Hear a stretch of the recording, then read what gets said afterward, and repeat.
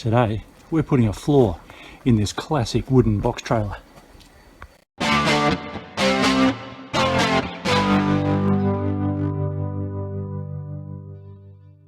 Well, this trailer was built out of some old truck sides by a farmer, and I picked this up fairly cheaply, and I've basically sanded it and painted it, and that's all I've needed to do with it. I did put a new hitch on it, had the older style screw type hitch, and of course these sides were put on to help it be a little bit more useful under the current laws. But in the time I've had it, the floor has deteriorated and rotted away, and so it needs replacing. You can see, in fact, you can see daylight down through some of that there. So the chassis on this one is timber. You can see some of the timber structures there, and the steel just mounts up onto the timber chassis. Now the problem with that is that those bolts, in some cases, and some places I should say, go all the way through. So the A-frame here, if you follow that through, we get some bolts in here. Can't even see them on this side. I can definitely see them on the other side.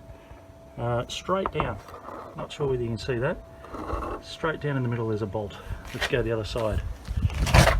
So we follow the A-frame through, and there's your bolts there that are holding that A-frame to the timber frame and then up through and holding the floor down. Not sure why it was built like that, but it is built like that. She's got some big tyres on it, 16-inch. Fairly solid trailer. I actually love this trailer. I love these truck style, old truck style mount latches. So she's suffering a little bit, and particularly the floor. So let's get this tailgate open. A bit tight. It's probably latched. Open that. Oh yeah, that's going to open. This one's probably latched up. We can see a lot more of the damage here. The framing, the timber is in there, and that's this solid piece that goes through here.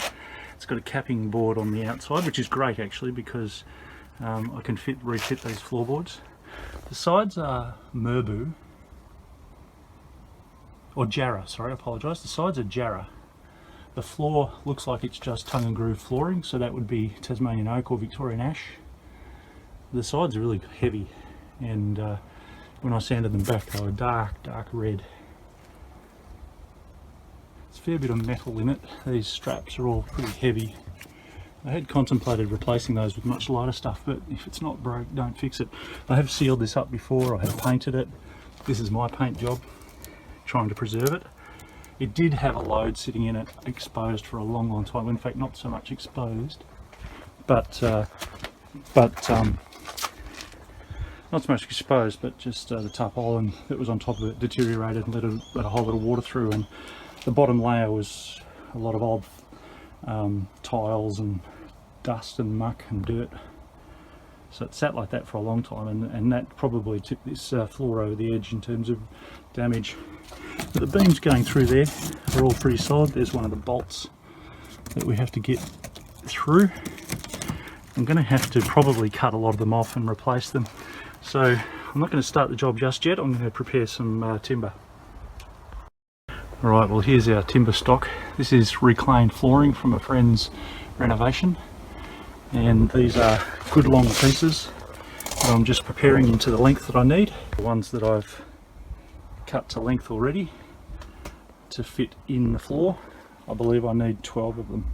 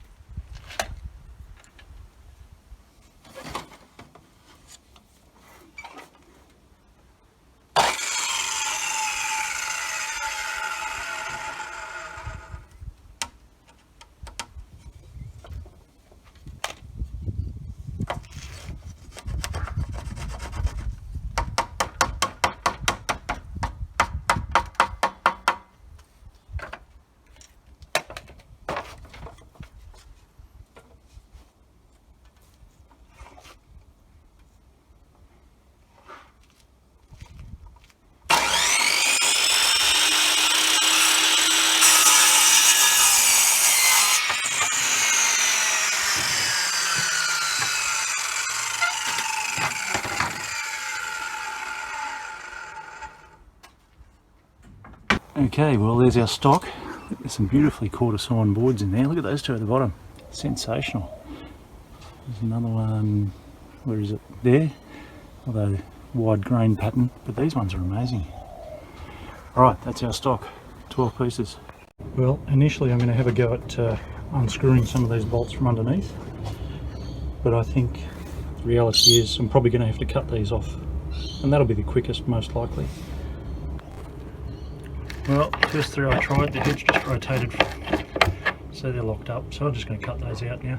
I think this is really soft. Yeah, I'll easily be able to get the grinder in there. Well, first thing to do is find the bolts. There they are there. I'm going to dig away and chip away at some of this stuff that's rotten, so the angle grinder can get down to it. Just not too difficult. That one's a bit harder. And then we just dig in and cut it off. So I'll do that now.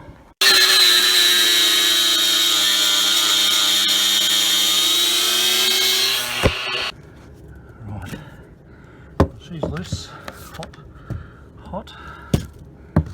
That one there. Alright, so we've got all those cut off. Let's see if we can remove some floorboards.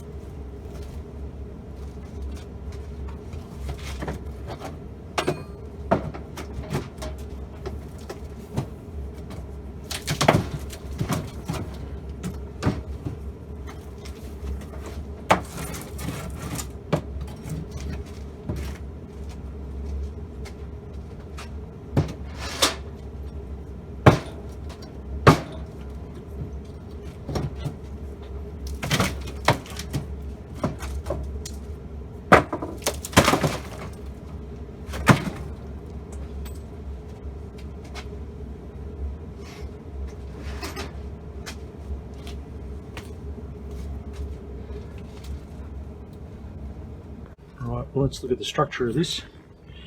You can see in here that this big beam, there's a little moisture in here. This is actually damp along that rail, which I'm a bit disappointed about. But because I wanted to paint this, although it's dry at this end, it's damper at that end. A little bit of damp in here. But we can see that this main member through here is that beam that runs across. Is this beam that runs straight into the trailer, and the back corners are mounted on that. Then we've got this cross member. This one's loose. Don't know whether it's an afterthought, but you can see that the main A-frame is bolted to those two centre members and not attached to the side beams. The side beams have got the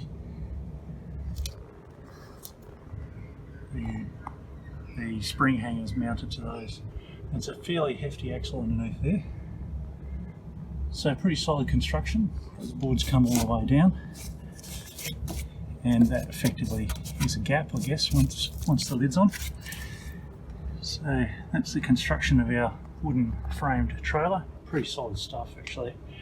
This is really dry, solid, hard timber. And those rails, those support the suspension, they're really rock hard, so pretty good construction. Alrighty, well we've bought a packet of bolts and we're just starting to replace these. You can see I've done one over here and another one up there. I've cleaned up the chassis, dusted it all out. I think I'll give it a vacuum and then paint it with some bitumen sealer. As we just move on, replace all those bolts, get ready for dry fitting the floor. Well, I've just used some of this bitumen rubber waterproofing paint just to seal all the timber around where the floor is about to go. So we've got all our new replacement bolts in, and all our timbers are now got a coat of this bitumen rubber. I really like this stuff. I've used it on deck jobs before. Any timber that's out in the weather, something like this is a great idea.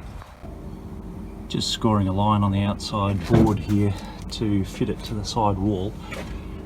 Need to slice off the tongue, but also need to make this board narrower so I can fit the middle board in properly. The middle board will be like a locking key.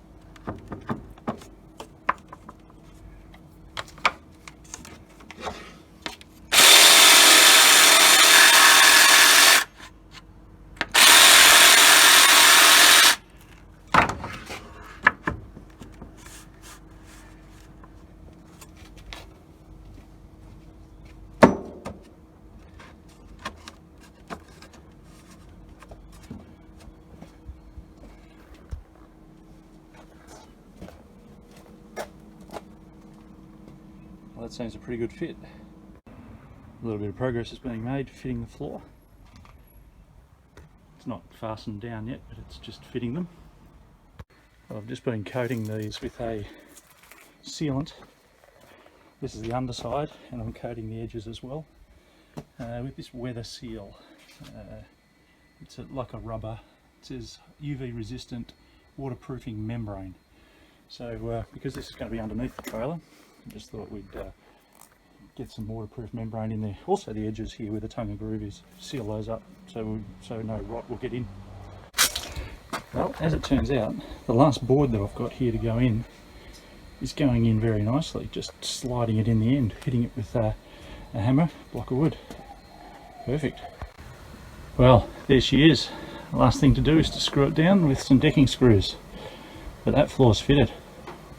Well, there we have it. Nice new floor, all fitted, screwed down. I just screwed the ends basically, I didn't screw in the middle. They can happen later if need be. Very happy with that. Well, that's the end of this video. If you'd like to see more from the Proto 49 backyard workshop, just like and subscribe, even comment if you think I'm doing the right thing here. Pretty happy with this new floor. Awesome, extended the life of this trailer. Thanks for watching.